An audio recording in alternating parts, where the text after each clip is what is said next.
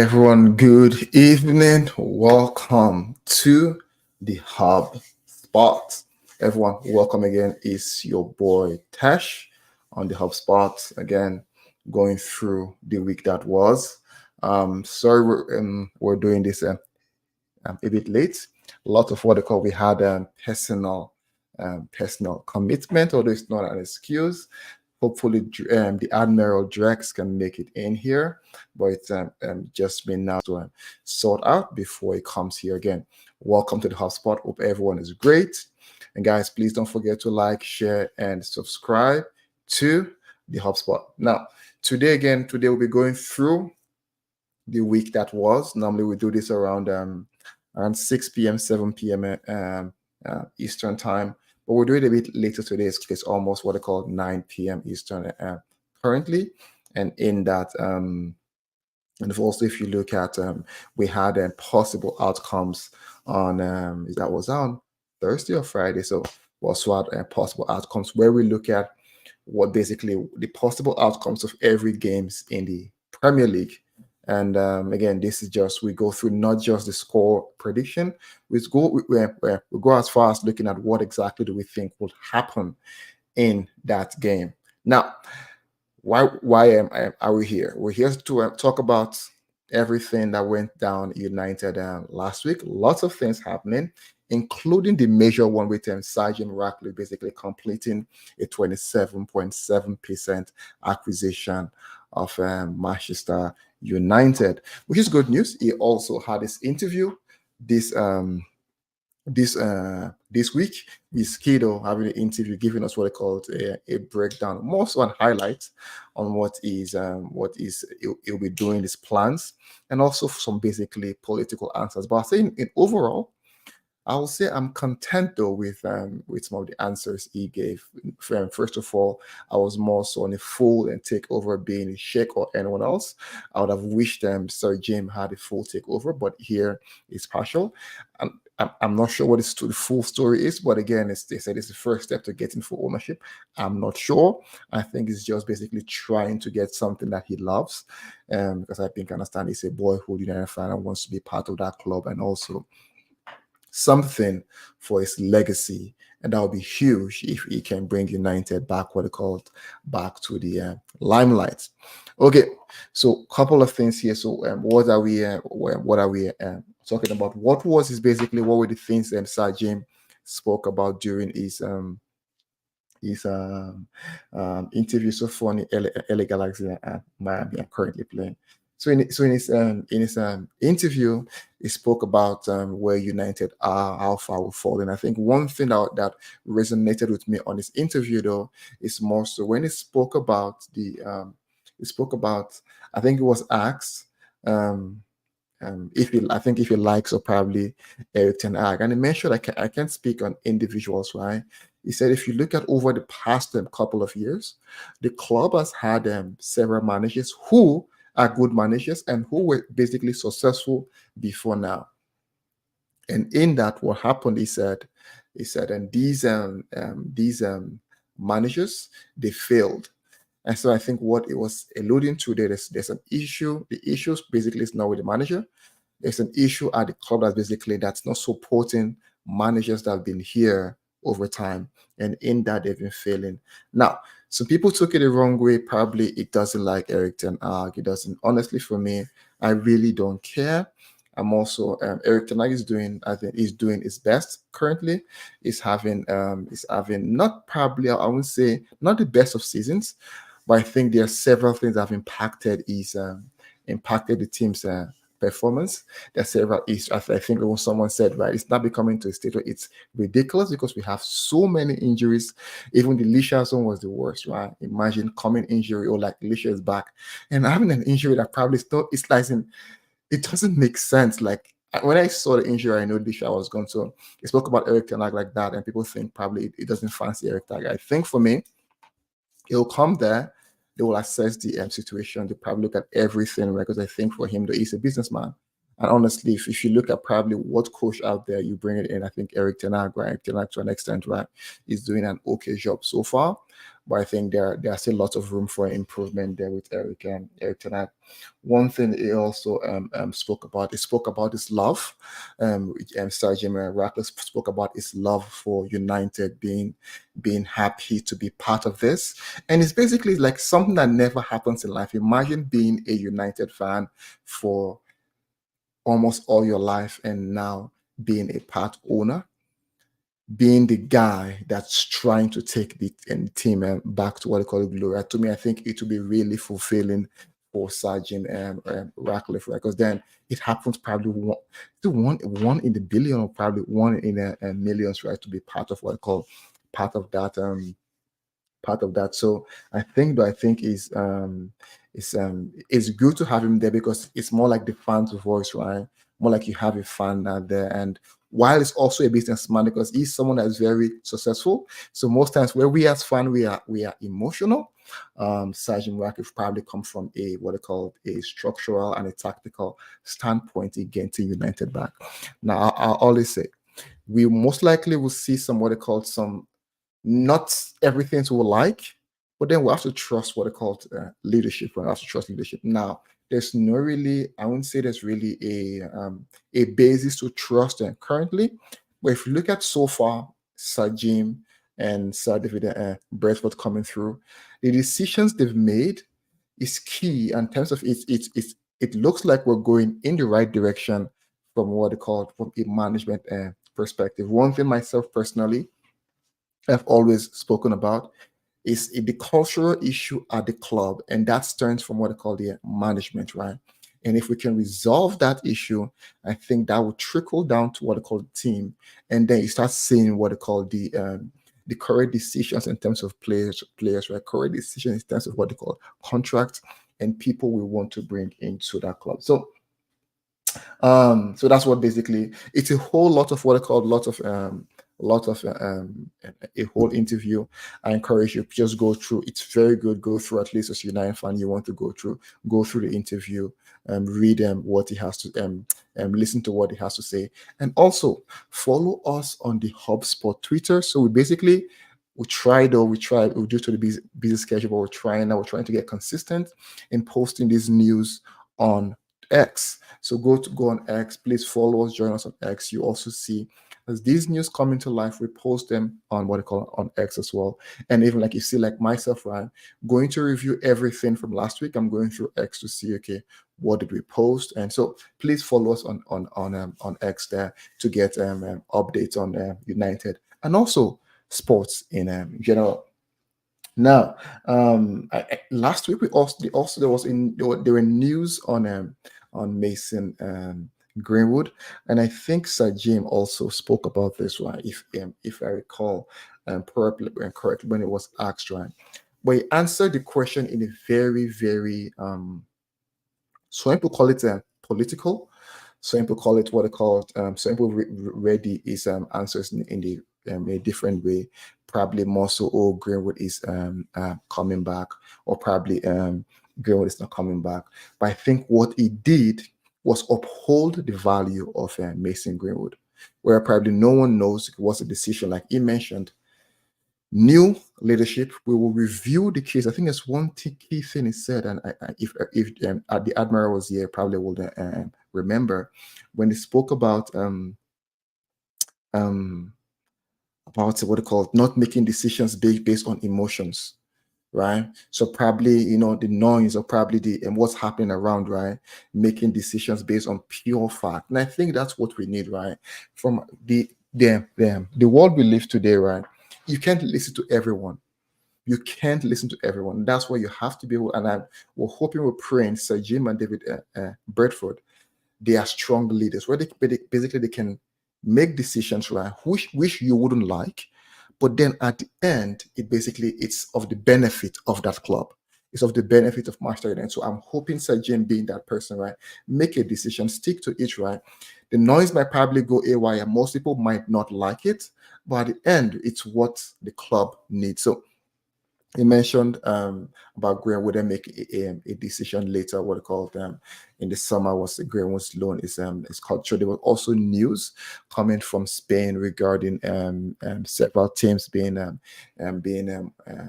want to interested in buying Mason Greenwood, with Barcelona and Atletico Madrid being involved. I think they were calling a price of around 35 million pounds, which honestly, for me, if not for the baggage currently on Greenwood, one would expect more, where more expect more from in terms of a value. Like if Greenwood was playing normally in United right now without his baggage, without this issue, you're probably looking at over 100 million for Mason Greenwood. Now people are calling him 34. So I think Sir Jim was able to answer that question in a very good manner, whereby, you know what, you don't know if we want him back, you don't know if you want to go.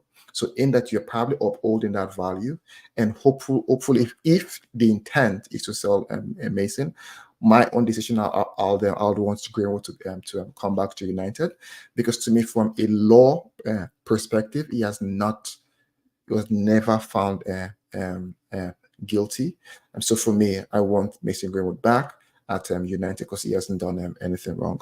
But in Sir James' case, if his plan was to probably hold his value, no one knows, is he staying or is he coming back? But that's up to Sir Jim, because if we have multiple clubs going in for Mason Greenwood, in that you probably have an increase in value, you probably get more top dollar out of him, and if you want to use that, you can invest that into what they call a squad.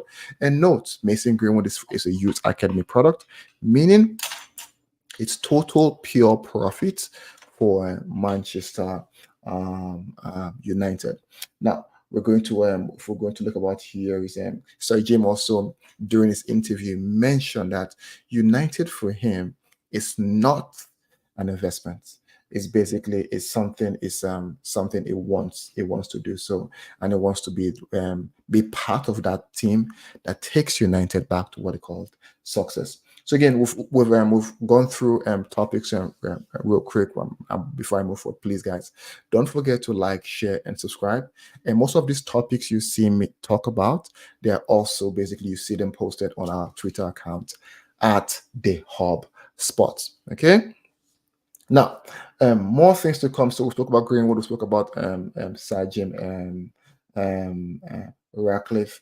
And something that basically happened again, where we were on a winning run. We're on a what they call good form. I'll probably say sometimes it's been what they call a struggle. Some of the wins we've had, but it's understandable with the injuries we have. You could see when Martinez was there, when Casemiro was there. We played we played good football. We controlled the game. We had that connection. We played like we're back to our best. But then we lost Lisha. We ended up losing Luke Shaw, which Luke Shaw again is our right. We don't have Luke Shaw, we don't have Malasia, so we have no left back, so we end up losing Luke Shaw. And then we what it called in the last game though, which will struggle. We've put some wins together, building that momentum to top four. And last week we had Rasmus was injured. And Rasmus basically will be out for probably 2 to 3 weeks, which to me was one news we didn't want to hear. It's funny to a club with the stature of United, we can't have just one striker, but that tells you about what they call current management and current leadership of the club. Now, I hope the aim is for what they called Sir Jim Ratcliffe and the team to see this in the future, to strategize better, to be able to what they called let me get some of the comments here. Hello. Okay. Big up Tash. Stephanie, big up, big up, big up. Good night, good night, good night. Yeah. Thanks. I really, yes, and thank you so much for support. You're always there, Stephanie. Thank you so much for your support. Thank you, Stephanie. So going back to what I called going back to Rasmus. Rasmus R10 big R10 is still R10. So I'm in Canada, and big up R10. Where are you from? Because it's Canada. It's very late currently. It's currently about 9:12 and 9:12 Eastern for me. Big up R10. So what I call it again. Thank you, and thank you, Stephanie, for your support, and thank you, Araten, as well. Thank you, big up. Now going to what I call them, Rasmus here. So Rasmus injury, probably like I was saying, I hope Sajim and team can strategize better, whereby we don't have to depend on one striker, because Rasmus injury last week were really impacted us, right? And Stephanie says, he says, hopefully we'll bounce back on Wednesday. Yeah, we need to win. We need to win. Honestly, I was heartbroken against Fulham. I was watching on Papi's stream, and I was still the last minute. I was hoping we win, and Iwobi just broke our hearts. Iwobi broke my heart. It's like Nigeria 2, United 1. That was painful. That was painful. But hopefully, like Stephanie said, we bounce back on Wednesday against Forest. Oh, you're on EST, so you're still awake, man. You're still awake. Isn't depends on, so some people sleep at 9, sleep at 10. So probably for me, I sleep very late. I probably sleep at 12 or sleep at 1 a.m. So big up, boy, big up our time. So what I call going back here, Rasmus had the injury last week, which wasn't good for United, in that it already posed a problem we were going to have in the game against Fulham, which was evident in that game, leaving Rashford on top. And I know Rashford has lots of criticism right now. He doesn't put the effort, he doesn't put the running, but Rashford is not a striker. He has been like that for a very long time. So for my, as you can't beat a dead horse. So Rashford for me, I live on his own. The club should make a decision. We missed Rasmus that day, so Rasmus injury last this week, and basically it will be 2 to 3 weeks out, which wasn't good and impacted our performance against Fulham, in which we lost. And I think though, same last week, right? Because the week that was, we talked about everything that happened last week. Not everything though, the highlights. And again, it was Casemiro's birthday. I believe it was Casemiro's birthday, because the person managing our Twitter account posted "Happy Birthday, Casemiro." So I'm believing it was Casemiro's birthday. And what called Eric Ten Hag also, again, his comment on Anthony. Anthony is one that basically, I feel for him though. I feel for him, and I feel for him. He's going to struggle at the end, right? Sometimes we attack these players, but at the end they're humans, right? And they have emotions. But sometimes I think Anthony has has a mentality to do well. I think he's just finding it difficult to adapt to the Premier League. It's difficult because if you see in what they called in when it was at Ajax, the passion, the desire is showed, right? But United is struggling. I know Eric Ten Hag mentioned in this week giving Anthony what they call Anthony. He has what they call, he has to pick up his pace. He has to do better. He has to fight. For it. Yeah, and I think you know what Arifan is saying here is key. Rashford he feels on his back. Honestly, I think Arifan, this is the case. This is the case. Like, you know, when you've been in a role for so long, right? You've been in a company, you've been in one place, like you feel like there's nothing. I also note he's been here for long, right? And he hasn't won anything major. So I think, and he's seeing the team, he doesn't see the team to win anything major. So I think that's exactly what he said. Rashford needs a new challenge. It seems uninspired. It is perfect.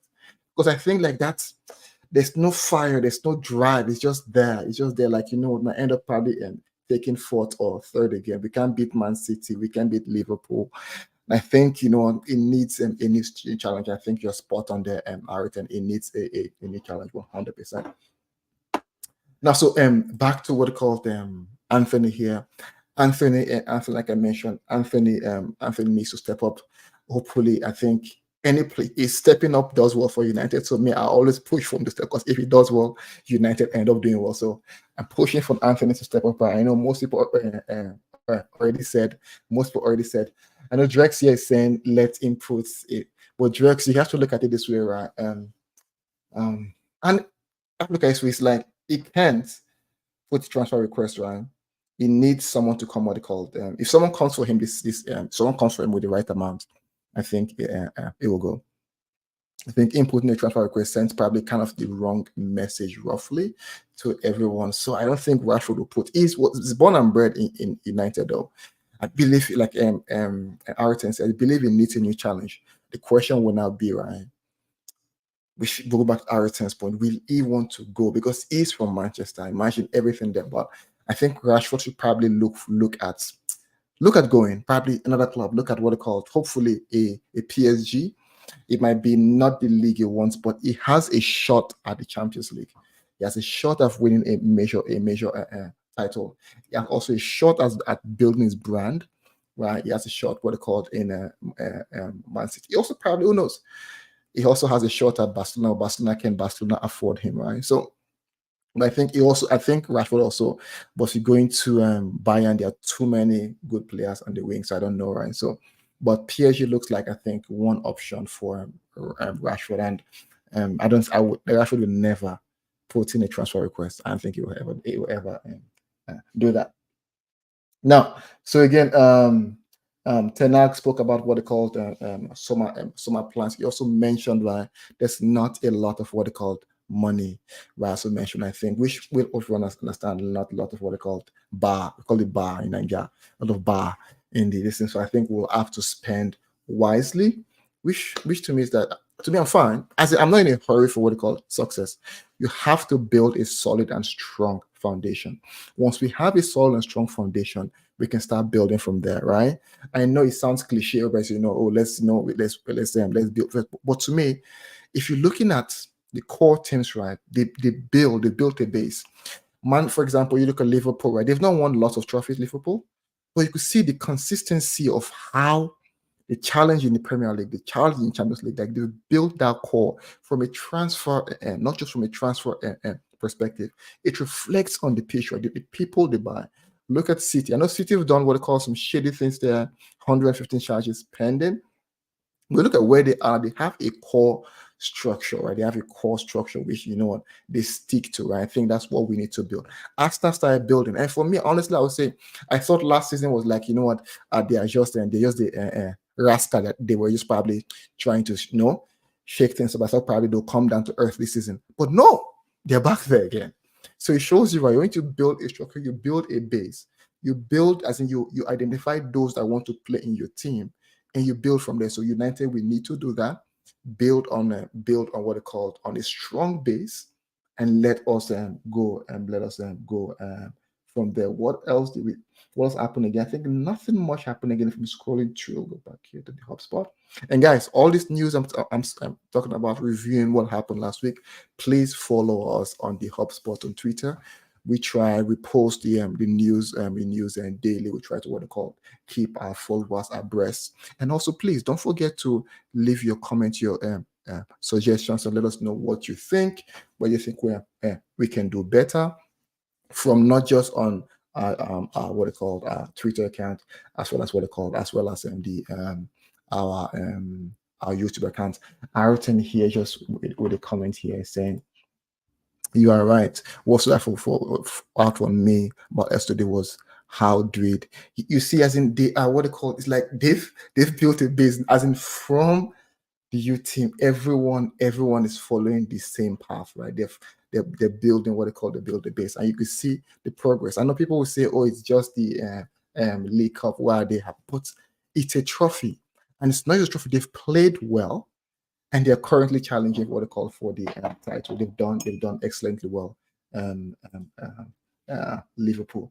And finally, here, I'll just quickly review what they called the game against Fulham.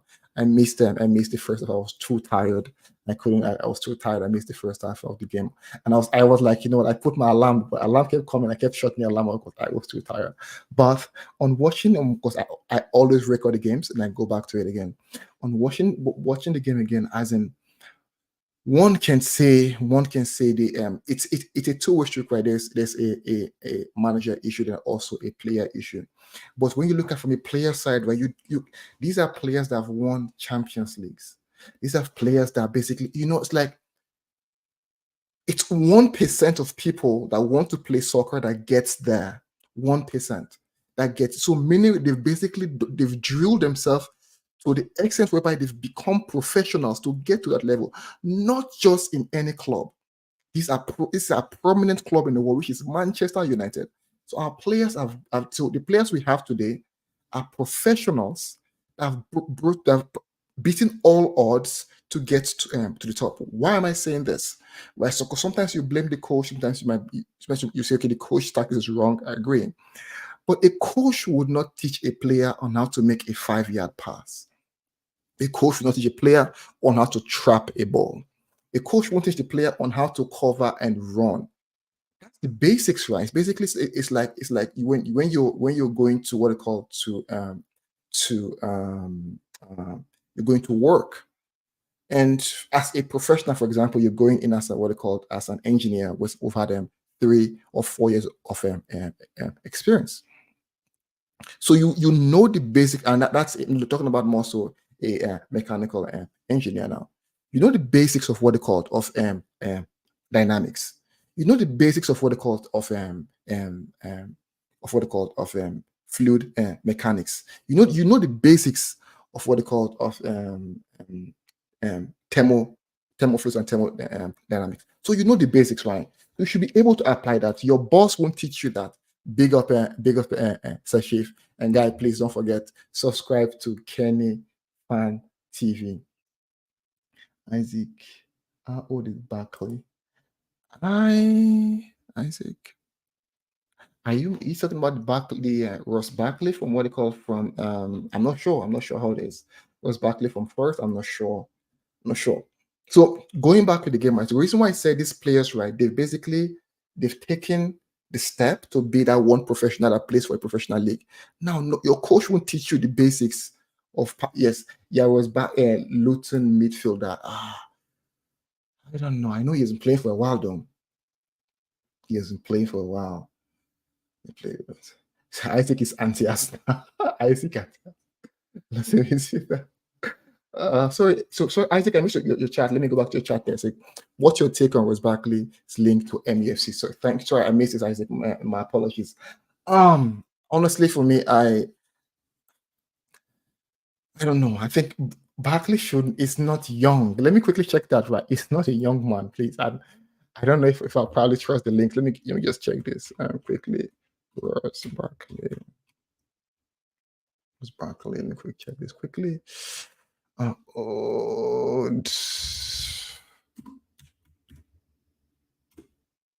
Yes, it's 30. I don't think his current is 30. 30, so I don't think United will be going for him. Honestly, I think I'll probably just discard that link. Or you can never tell. It's a new leadership. You can't tell. It's a new leadership, but you can't tell, right? But I don't know how old he is. But to me, I don't think United should be going for that player at all. It shouldn't be. We shouldn't be going for someone like Rosberg. We should be building for the future. We should be building for what they call building from, as in the young talents to drive. We shouldn't expect instant result. Ross is giving us nothing in the next what they call it. So for me, I was one giving you a hard time, but I know. I know. Yeah, I know. No, I see. I replied. I said, I know it was banter. I know it was a banter. Yeah. Honestly, like we had a show in the morning. And I was like, let me sleep a bit and I'll wake up for United match. I was going to do what they call a preview on the channel because Mark, I, and Drex were on the channel. Like I was going to do a preview of the United match. Right? So actually, let me just sleep a bit. And oh my God, it's like they just put a log of wood on me. I couldn't get up. Well, like, what, even after the first half, I was like, let me try and be the second half, big up R10, big up R10. So, going back to Ross Barkley, hopefully we don't go for Ross Barkley. We need fresh blood. We need the right. I know he might have the right mentality to be fair. I think it does. It might. But I think we also need a certain level of what they call technique and of players we need for our system. So I don't think we will be going for Ross Barkley. So again, back to before I round up, because I'll round up shortly. I just want to do a quick video here for the week that was. The game, going back to the game. So I think while the players were, while we had one thing, we had an injury issue. Luke Shaw is not there. Lindelof playing at left back. That's tough. Casemiro left the team injured, although it wasn't pulling up trees in the first half. The what it called, I think I'm not sure what happened to our mentality. Fulham just ran through us. Rashford was playing up front. Rasmus wasn't there. That's basically already a loss for us, right? Knowing, okay, we have Rashford playing up front. He's not a striker. Even at the wings, right? He still manages being up front like we're losing one player. Bruno, I don't know what happened to Bruno. Bruno misplaced passes. It was rushing things, and so he just needs to calm down, right? So I think does Bruno need a rest? Does Bruno need time out from the games? Right? I think he has played too many games back to back to back. But probably Bruno needs what they call needs a rest, so at least he can have that energy back and play. Meno was okay. Meno was okay. Maguire, even before he scored the goal, you could see how he was trying to what they called wiggle his way through the defense. Maguire has been someone that basically I know me a part of it where those are, oh, let's sell him, right? And potentially it might not be good enough for us, but for what he has done this season, I respect Maguire a lot, like for what he has done this season, right? With all the dropping of the captaincy, with probably playing on the bench and still coming in and giving 100%. I respect that guy. You could probably see his mentality is there. I know Drex and I will also talk about this right then. I would say Maguire wants to play. He's just having it's not just probably that level. He wants to do his best. And Maguire was one that stood out. I think Dalot was okay. He had a couple of misplaced passes. Garnacho, okay. And overall, though, imagine one thing I know Mark normally says, right? Mark normally says one thing here. Okay, let me quickly, if I can get Drex on. Drex, are you there? Yeah, you want to come on? Let's see. Let me try and get Drex on. Okay, yeah. Drex, can you hear me? Big up yourself, Terrence. How you doing? Big up, big up. No, so I just saw your message, right? I know you want what they call and being part of what they call the post. So go ahead. So what was your thoughts on what they called on the game against Fulham? Oh, it was. Big up yourself, Araten. A warm good evening to I think it's morning already for Kenny Fan TV as well. Isaac, a top of good evening everybody. Yeah, it was not a good game. It was not a good game. I think we were we were trying to get control. The way the manager set up this game, right?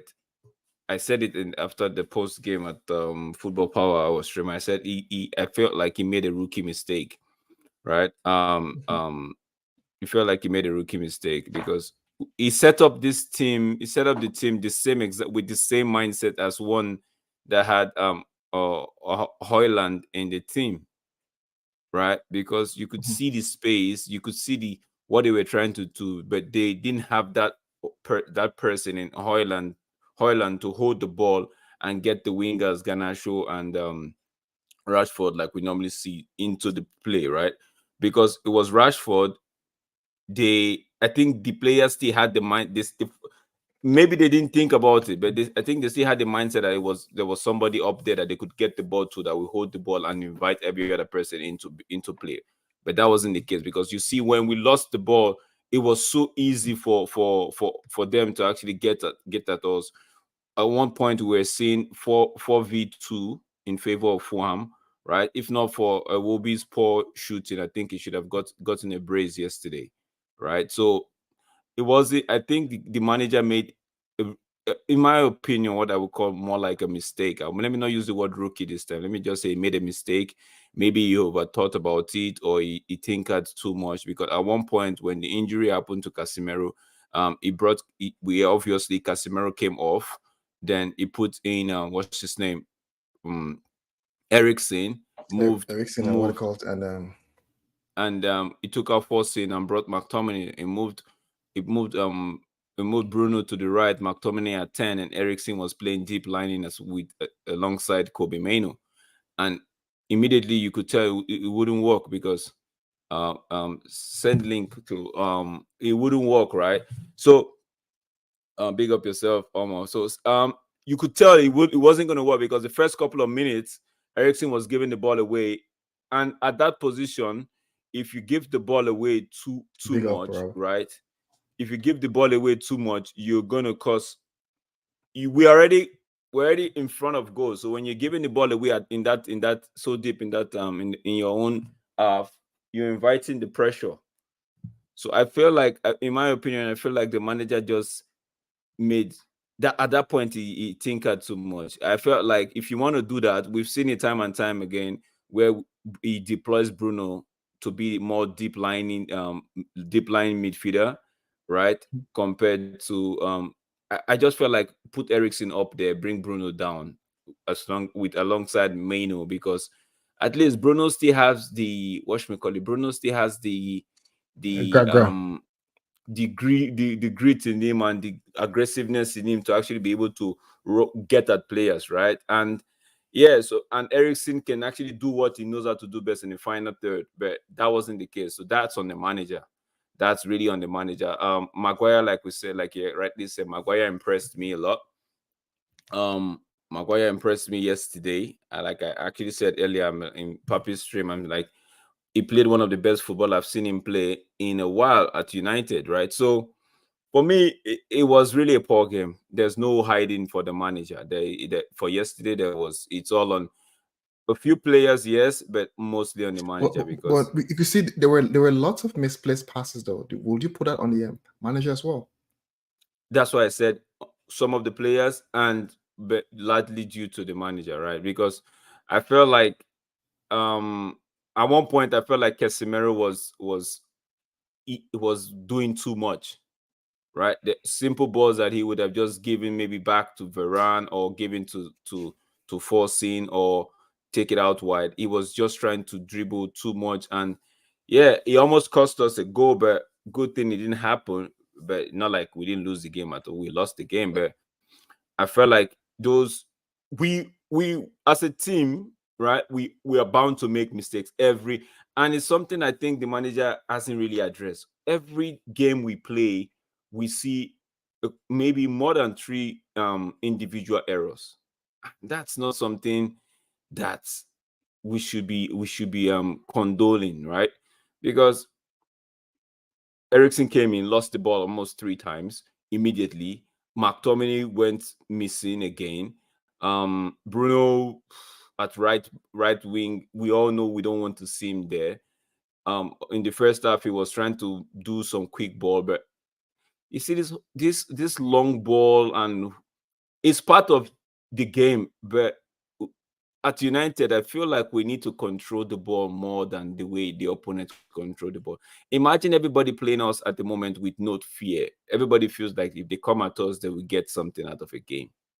That's not what you should be doing. The minute Casemiro left the field, the Fulham players knew that the midfield was empty. They could actually build a castle in the midfield, and nobody's going to oppose them.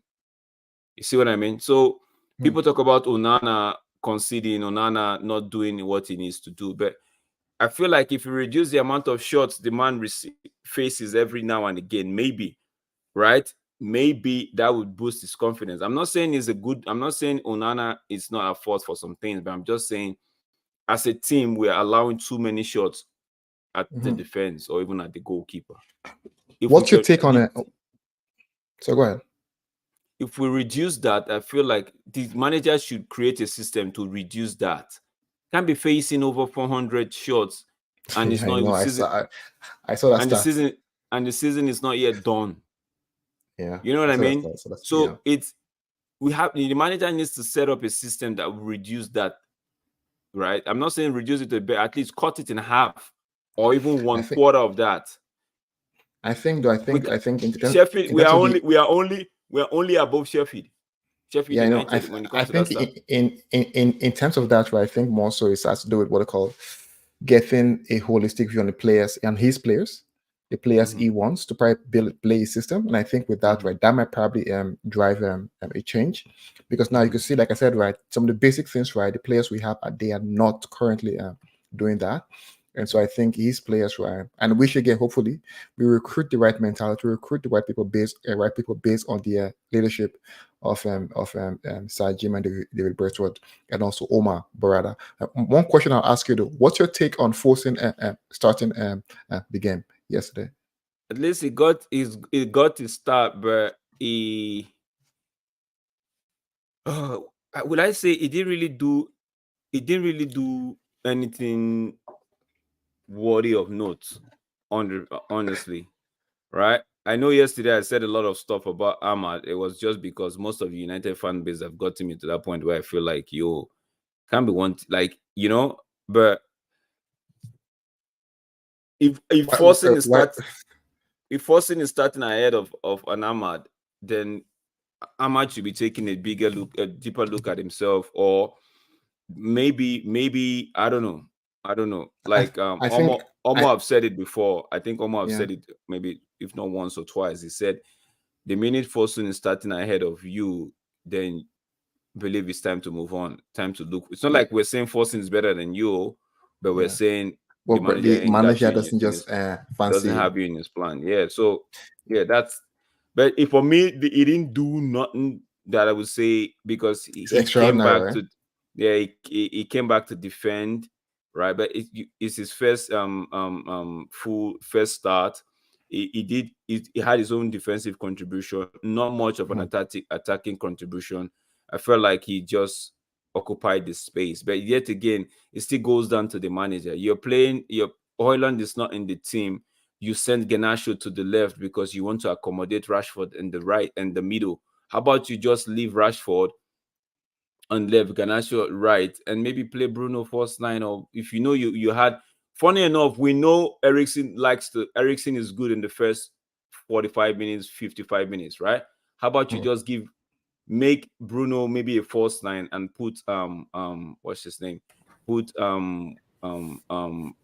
this guy at 10 and balance the game. But again, it's not my call, it's the manager. I don't like to actually tell them what to do, but we all know what we want. This guy showed us a glimpse of what we wanted when most of us were saying get him from Ajax, right?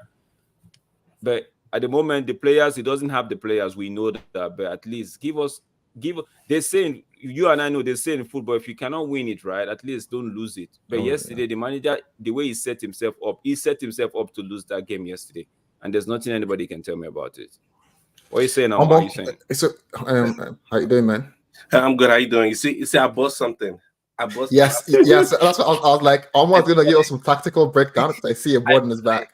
I bought it because sometimes you gotta show it, because the manager's concussed. Because when you set this up and this man cannot go nowhere, you see where Lindelof is? This man is over here.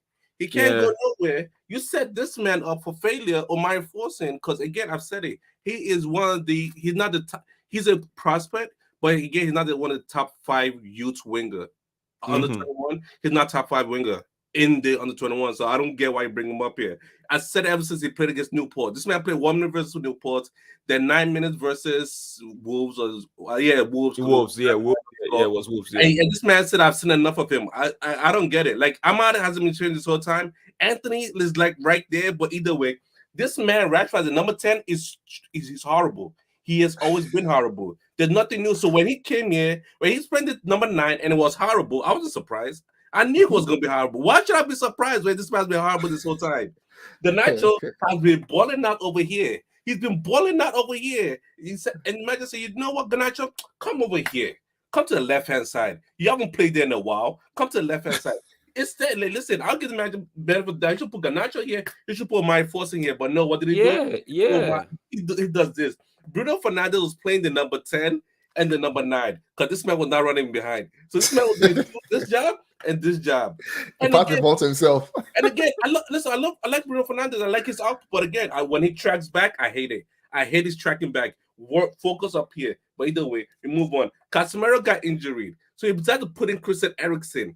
Eriksen over here and Biden over here. And you think our midfield not gonna get run over? And again, this is the space. This space has always been available. This is why I put it like this. This space has always been available since the beginning of the season. The manager has ignored it. He has ignored this midfield, and we have suffered for it. Either way, we move on. Minor. Mino was poor. Yes, he's young, 100. but again, he was Yes. poor. He's young, but he was poor that day. Again, you have that low. This man was gassed out. I knew in the 10-minute market was gassed out. This man was coming over here to receive the ball. Like, why are you in the middle? Why are you in the middle? Give us space out wide. Give us the width. Again, Varane, I don't know. I don't know what to say about Varane. Maguire, man of the match. Yes, man of the match. He was trying. He was winning the header. You know, like our first corner kick came on when Eriksen came on, and when Eriksen kicked that corner kick, that's when Maguire had the ball. That's just another thing. Listen, thank God Eric Ramsey is gone, because that man is Seppi's coach. He's a nuisance. No, is he gone already? Is he gone? Because I he's gone. He's gone. He's Minnesota head coach. Thank God he's gone. Okay. Because that guy is what you call I don't like to use the word, but the guy is just earning a living that it's not actually doing anything, man. But hold up. I wrote down something important. Somebody came on. McTominay and Eriksen both came on at the 53rd minute. Yeah. So, 53rd minute. At that time, McTominay was playing the 10. McTominay was playing the 10. Bruno was playing the right wing for 17 minutes. For 17 minutes, that's when the next sub of Amad Diallo came on. 17 minutes, Bruno right wing. So 17 minutes we were not playing football. 17 minutes we were not playing football. Yes, because the midfield was bare. McTominay wasn't there to do anything. 17 for a good 17 minutes, we were not doing nothing with the ball. But what if so I know what if we're saying like this mishmash of players, or what if it's what's impacting the managers? Because if you can see a manager that can coach an IS team to play fluent football, do you think there's something wrong there with, because that these players don't meet the quality or probably cannot carry the instructions is actually providing to them? Because these players have played under previous managers as well.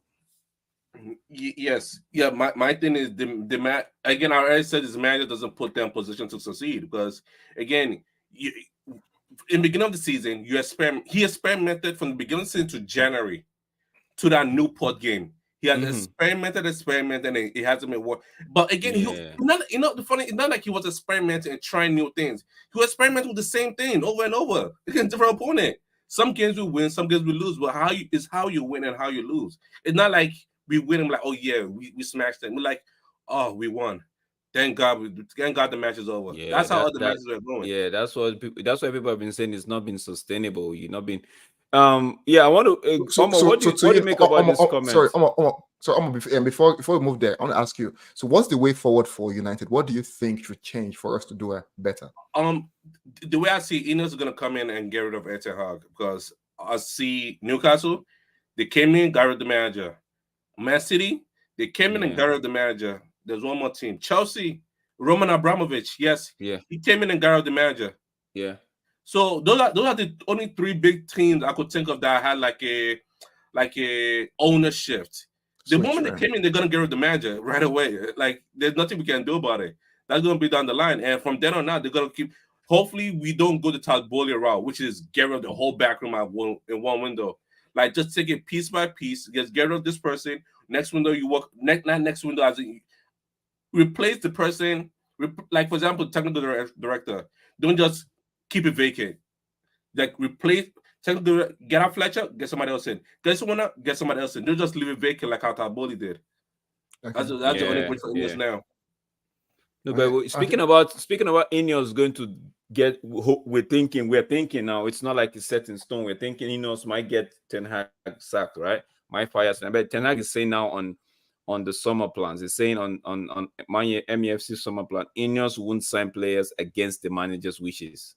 Yeah, he used the word, we will collaborate, share suggestions, recruit players, and discuss. That's, I feel when he says their preferred approach, I think he's saying this is Ineos' preferred approach.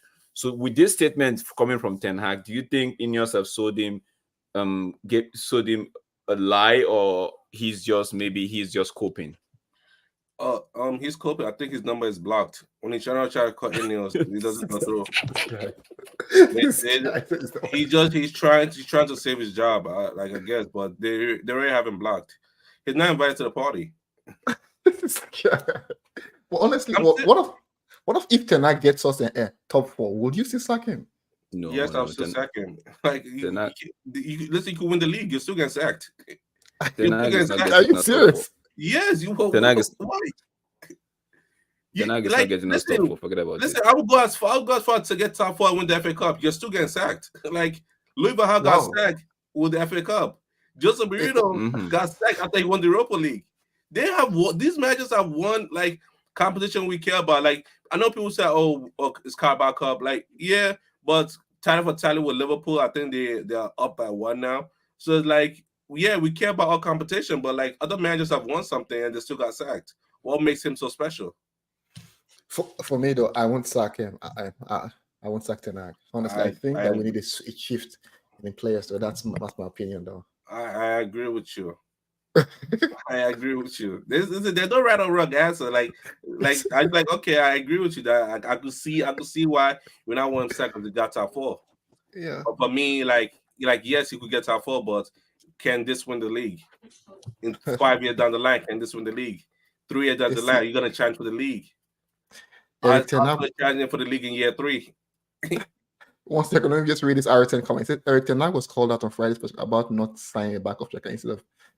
Yeah, so but I think that's something we always knew. But the truth Rice is, no. Yeah. Tess, let me answer Aroten there. Mhm. Aroten, but you and I knew that. You and I know that the manager wanted Striker. 2 strikers. He wanted 2 strikers, one experienced head and the young one, right? I think the club sold him a dream that they were going to get a striker. So hence he had to move for Mason Mount and all of that. They were looking at they were going to get Harry Kane and maybe another striker. It's the club. Honestly, right now, anything that happened last summer and the summer before, anything that happened before this Ineos takeover, I see it as Bobo juice. It's the club. They're trying to just make themselves look good and pin it on the manager. Now we're gonna get some people that would actually put structure in place because I'm reading earlier today. It says that 2 hours ago, Fabrizio tweeted that something about Dan Ashworth United making a headway with the Dan thinking of going into what should we call it negotiation. Okay, let me just read. Say Manchester United are ready to resume negotiations with Newcastle in the coming days to settle on compensation for Dan. The club is eager for Ashworth to join their project promptly, and Ineos will make another attempt. So, what that being said, I'm just looking at the fact that these guys are actually trying to make sure that proper people come in place. Like what almost said, don't leave any space vacant, right? Don't do it once, but don't leave any space vacant. If you're gonna get sacked the technical director, you have somebody right next to go. It's like take out, bring in. Motor is going, you're bringing in your Ashworth. Whoever is the head of recruitment is leaving, someone is taking over. So for me, it's on that ground I've been saying that Eric because I feel like Eric Ten Hag he's doing experiment, right? Like what almost said, he's done an experiment even up to the Newport game, and it's not working. So he's been backing on when he gets his main players back, who can actually bail him out of the thing. But I just want to see what it will be like. I want because you know how people say, oh, if Mourinho was there, we should have let Ole now that his structure is coming on. I just want to see that what it will look like for Eric Ten Hag with the structure. I still feel like this year, December, if he doesn't deliver, you can still sack him. The fact that you're going to allow him run on his 1-year contract or even give him a contract extension, right? There'll be a clause in there where it says if you don't meet up to a certain performance-wise, you would go without maybe with a 15% reduction in your compensation, something like that. There's a clause that they could put in there. But I'm just saying, with structure like he had it in Ajax, I just want to see it, right? I know a lot of United fans don't want it. And a lot of United fans say they're like my brother right there, Omo, is saying that no, let's just reset, let's press the reset button, right? Get new manager in. We are getting new structure. Let it look as if anything that had to do with the Glazers is done. We're getting new structure, new manager. Now with the ruthlessness of the Ineos and his group, the Troller group, then we know that the new manager is coming in. He gets what he wants. But Omo, just to get your view on this thing, right? Yeah. Just to get your view on this. So Omo, we don't the quote and unquote they say the club doesn't really have money to spend and all of that, right? No, Yes. I'm not talking about compensation for the manager. I don't really care. I'm just thinking, look, going forward, if we get a new coach, right? Yes. We definitely need to get some players that would fit the system that Ineos will be trying to create, right? does that not mean that we're still going to be spending some good amount of money for the new coach? Yeah, we'll be spending money for the new coach. I mean, they're gonna have, first of all, England's gonna have a system, like a style of player, what the type of football they want to play. Now their thing is to go out there and vet the coach that want to do that style of play, and if they can do it, because again, it's Manchester United. Yeah, every coach will say they can do it. It's Manchester United. Every coach will line up and say, "I can do it. I can do it. I can do it." But them to vet them, like, can you really do it? You say you can do it. You say you're a coach, but are you qualified for this particular thing we're trying to do? And that's for England to decide. Yeah, I get like you. Like the manager even has me defending Mason Mount signing. Like, I don't know why I'm defending that signing. I could see. Like, for example, they always say Mason Mount is a Glazer signing, and I'm like, okay, I could see why it's a Glazer signing. Because last year Bruno Fernandes played 60 matches, 59 matches last year, all competition. I could see the Glazers say, okay, we'll get you Mason Mount so we could rotate Bruno. That's how I see it. And still, this man's playing every minute, and he. Because you know what, Mason Mount has been interesting. So, guys, with this again, I think we're coming to the end. Guys, please don't forget to like, share, and subscribe the HubSpot, and then please leave your comments below what you're thinking. And when is our game? When is our game against Nottingham Forest? Is it Wednesday? I think it's on Wednesday. I think it's in 3 days on the 28th. Okay. And after 3 more days after that is the Man City away. So 2 away games back to back. So like what I call Ayrton mentioned. Ayrton said, because Derek mentioned the stat where we've had on our go. Ayrton mentioned, said that stat is going up dramatically on Sunday. So that stat is going up for sure. So maybe Omo, maybe when we do the, I don't know, I'll message you on on Twitter, right? So maybe when we want to do the preview to that Nottingham Forest game, I'll find out your availability, and maybe what day is the match? Wednesday. It's on the 28th. As long as Wednesday, I'm available. Okay, guys. So maybe earlier that day we might do. Can you say vodka along? Vodka along on Sunday to just find out your availability. It's not this funny manager. On Sunday next week is gonna be interesting. It's gonna be interesting, guys. You big up yourself, Tesh. Big up everyone. Big up everyone. I don't think you heard me. Yeah, what are you saying? No, I was saying that the both Fulham goals, those are AFCON goals. They had it. Oh my brother! One guy said, "It will be. Why are you angry? When we're angry with you, you gotta take the anger on Manchester United, please." It will be a Calvin Bassey. The third one that was Cameroon. Like, where's that? I'm telling you, bro. You're like, yo, the minute they saw Onana and go, they were like, okay, this is Cameroon, Nigeria. We gotta do something. Oh my days! And like I said earlier, if not for the fact that it will be sometimes, it could be awful when it's with his finishing. He should have had a brace in that game. Like in the first half, he had a good chance. In the second half, just before we run down the clock, right? Omar, did you think the goalkeeper should have done better with that Iwobi chance? That way, it will be his goal.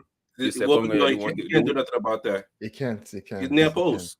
It's near post, and he already moved. He moved a bit. Yeah, because he would give him the eye as he was as one that was going to go to the far post. Yeah. Oh, this also throughout the match they've been hitting 4 corner goals, shots, and he was able to save those. So the moment he looked up like he was going to shoot foul corner, he just came near post. I'm like, oh yeah, no goalkeeper's catching that. I would say residual from guys. Big up everyone. Thank you, Ayrton. Thank you, Kenny Fan TV. Thank you, Isaac.